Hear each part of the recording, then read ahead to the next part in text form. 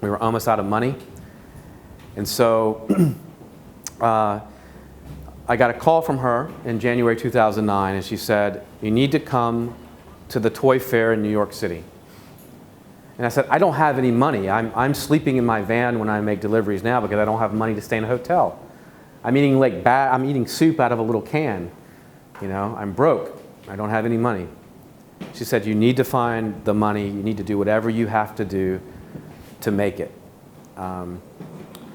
So we figured it out. We got a booth.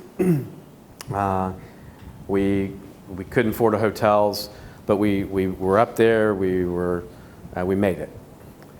What I didn't understand about her, I didn't know about her, was that she had just become the president of the Small Toy Association in America.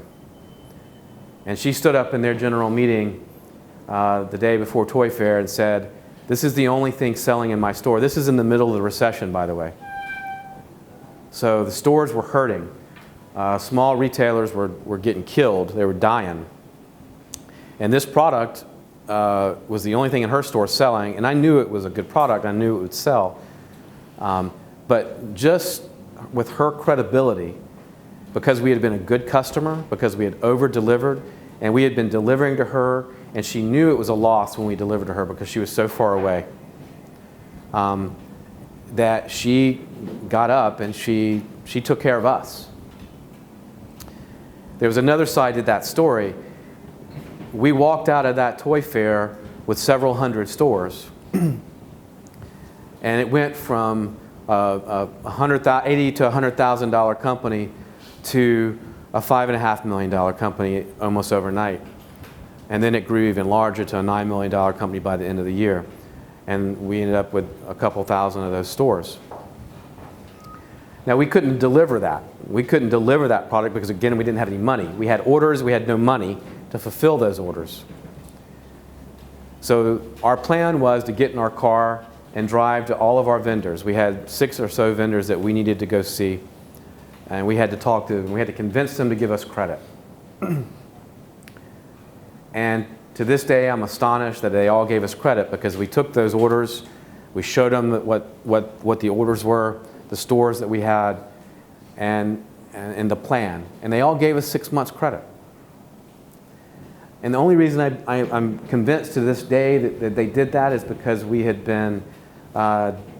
paid them every time, although it was painful. And we could have held the payments back a little longer to our benefit.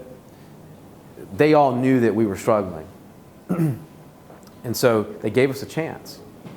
So all I can say in terms of the customer service and over-delivering is make it part of your business philosophy because it will serve you well. Who goes into a restaurant or to a place of business because of the service? Anybody? Yeah. It makes a huge difference. And often, you know, we're not going to all create the next Uber. We're not all going to create the next Facebook. Let's face it, we're not. We're just not going to create the next new unicorn. So most of the businesses that we create, there's probably something like it already on the market. We're probably competing with somebody else. And so our differentiation can be our service. It can be the way we give our service, it's the way we do it. A lot of businesses fail to focus on that.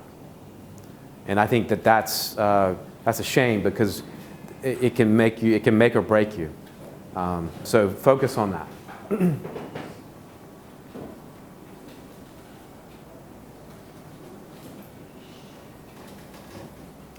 Let's talk about network. Let's put social networks aside. Let's talk about your personal network. Obviously, you've got a great network of people here that you can rely on, but you need to grow that. And I'll tell you a story. I've got a friend of mine who is a real estate agent. Funny guy. I went to high school with him. Wasn't a very serious student. But he runs a top business now in real estate. Doesn't advertise. What he does is he goes to multiple networking events every day. He's involved in the community, involved in civic organizations, involved in charities, and he's involved in so much stuff in the community that anytime anybody thinks of real estate, they think of him, because he's so active out there, and he's a pillar in the community. And so when everybody needs to sell a house or buy a house or rent a property, they recommend him and he gets the business. So your network is extremely important. I'm here today in Pakistan because of somebody I met that works at the embassy in Islamabad. I met them 7.5 years ago in El Salvador. Okay? And I'm here today because of that. I got a book publishing deal with a major publishing house because of my network. I'm writing for Inc. today because of my network. I'm writing today for CNBC because of my network. There's not a job I don't get because of that network now.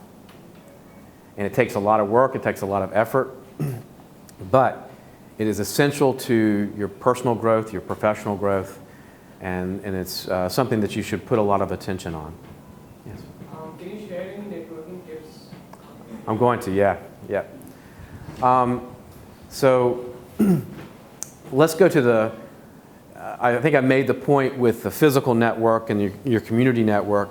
Let's talk about your world network now and beyond sort of the borders of Pakistan. Everybody has influencers that they follow on social media, maybe through Twitter or LinkedIn or other mediums. And that's good. Now, who has a LinkedIn account? Anybody? If you don't, shame on you. I hope you raised your hand anyway, just out of embarrassment. Okay? Anyway, with social networks and reaching influencers, here are a couple things. We follow who is following us, or we look at who's following us. I've got a couple people who are stalking me right now, and I know every time they like something, I know every time they comment on something, and I know ultimately they're going to ask me for something. Okay? That's okay. All right? I like to see people following and reposting what I put out. I like seeing people hit that like button or that share button, right? We take notice of it when somebody reaches out to us. Now, I don't often answer a lot of that unless there's something that catches my attention that I'm interested in. But I do notice it. And I've written several pieces on reaching influencers in social media. And look, it's not hard. It takes time. It takes a lot of time to build and reach influencers. But you can do it. The way you do it is you like and you follow what they post. When they do something that's noteworthy, send them a note of congratulations. Or when they post an article, say, and if you truly liked it, point out something in the article that you liked and say, hey, that really hit home, thank you. Start having a conversation, even if it's one-sided for a while. Okay? Because at some point it probably won't be one-sided. But have and do that interaction with them. Reach out to the people that can make a difference in your business, or people that you just find interesting. I reach out to 5 or so people a day on LinkedIn, new people. And usually 5 or 6 new people a day on Twitter. The reason why is, even at my level, there are people that I want to reach. And I've been very successful at doing that with this strategy. And so all I can tell you is make the effort. You have to provide, obviously, something of value to them. But reach out to the people that can make a difference. Okay? Did that help you? Did that help?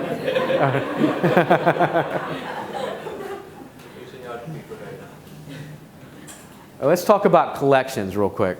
Let's talk about money. Anybody married? No? Just a couple people? Just a couple? Is money the toughest conversation you have? No? Wow. You're unique. Well, look.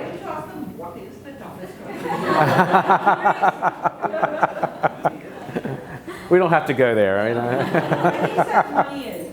Right? Look, money's one of those things that's tough to talk about in any culture. I'm going to tell you a couple money lessons that I learned. So does anybody know what Peace Corps is? So I was a Peace Corps volunteer. The U.S. has a program that sends you overseas to volunteer in a country. So I got sent to Uzbekistan. Now, anybody been to the United States? Yeah. So you know in the United States, when you go into a store, you pull something off the shelf, there's a price tag on it, you go up to the register and you pay the price, and nobody asks for a discount, nobody negotiates, So I learned to negotiate, and it served me well in Peace Corps. I lived with a family the whole time I was there. So I had a host mother, and I would go to the bazaar with her in the morning, and she'd say, well, why don't you do it today? Why don't you negotiate for everything? So I'd go up and I'd get the tomatoes, or get a kilo of tomatoes or a kilo of sugar, and I'd get ready to pay the person. You know, the person would say 30 whatever, and my host mother would say, no, no, no, no, no. She'd whisper in my ear, you know, you need a discount, ask for more discount. And she did this for 2 years, so I finally got it. I finally learned. I finally broke my American habit of just doing what I was told, you know, with money. So I learned to negotiate, and it served me well in business. But getting comfortable asking to be paid and asking for money is something that's important too. I think I've calculated we lost probably a couple $100,000 by not asking for the money and being strict on our collections. You know, people saying that they were going to pay, and they never paid. And we would continue to give them product, and maybe they would give us a little bit of money to string us along, to bring us along, and we'd give them more product. And so all I can say, I know you have cultural context around this, and that people want to do things on credit. But you know what? If you don't ask, and if you're not strict about asking for money, they're not going to value what you're giving them, what you're selling them. And if you're not really strict and stern and tough about getting collections, they're not going to pay you. What I learned is that it's often the person that's yelling the loudest or being the loudest about getting paid. This is the one that's going to get paid. So don't be afraid to do that. They're still going to do business with you. I thought when we changed our whole collections policy after we lost a bunch of money, and we said that you have to pay up front, that we were going to lose a bunch of business. Now, a lot of the companies were upset, and they screamed, and they yelled, and they got angry. But at the end of the day, they still bought the product. And over time, they got in the habit of just paying the bill when they were supposed to pay the bill. You know, and so it made them upset with us. But at the end of the day, our cash flow improved, and our cash flow situation became steady. And that was the point. We couldn't operate when somebody would take 60 days or 90 days to pay us. We couldn't operate. And so make sure you put strict policies in place. Don't let somebody string you along. If they do not pay, cut them off. Cut them off from the service. I can't reiterate that enough. I know it sounds harsh, but I'm the kind of person that likes to say yes. It makes me happy to say yes. It's easier to say yes. You know, you use more muscles in your mouth when you say no. But you have to do that because cash flow is the base of your business. And what I've learned is people will not pay if they can get away with it. So.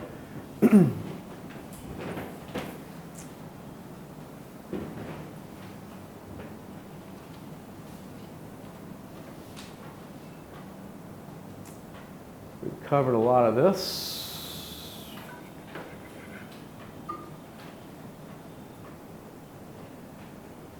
All right, so let's get into questions. I want to do that now.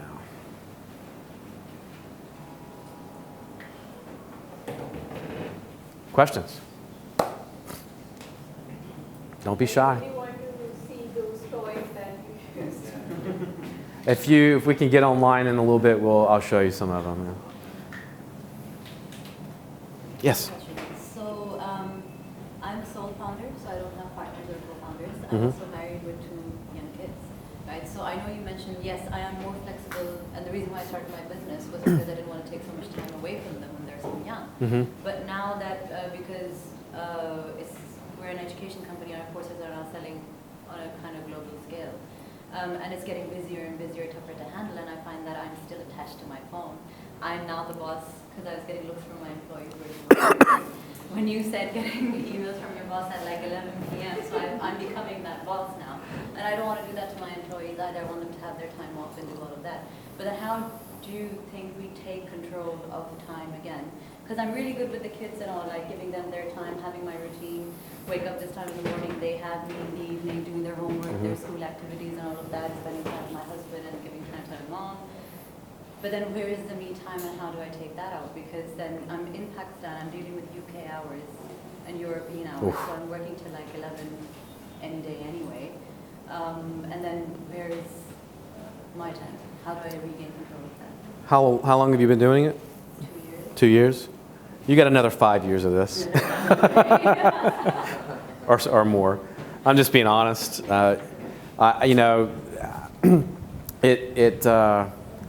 You're talking to the wrong person in terms of work-life balance. I believe in going all in. I believe, I put in my savings. We mortgaged houses and cars, and we didn't have an exit plan. Don't ever tell me you have an exit plan, because I think you're preparing to fail. The work-life balance thing is hard. I think it's, the first couple of years, particularly if you have a business that's taken off, you got to be on top of it. And I guess the question becomes, when do you bring more people on to handle some of this? That's a delicate balance as well, because right. there's certain areas of the business that are earning, but then there's certain areas of the business that are burning. And, right. And I'm really possessive about this business because I've grown it to this stage without any help from it. Well, not help, as in I've got support from my husband and my mom and all of that, but right. without any help or anything right. like that, right? So now I wanted to keep growing at that pace, so I just can't stop myself. I sleep like 3-4 hours sometimes, some nights on a regular basis. It's not healthy. And that's not healthy. And sometimes I can feel it, right? So I get the flu and then I crash for like a week and then I can't do anything.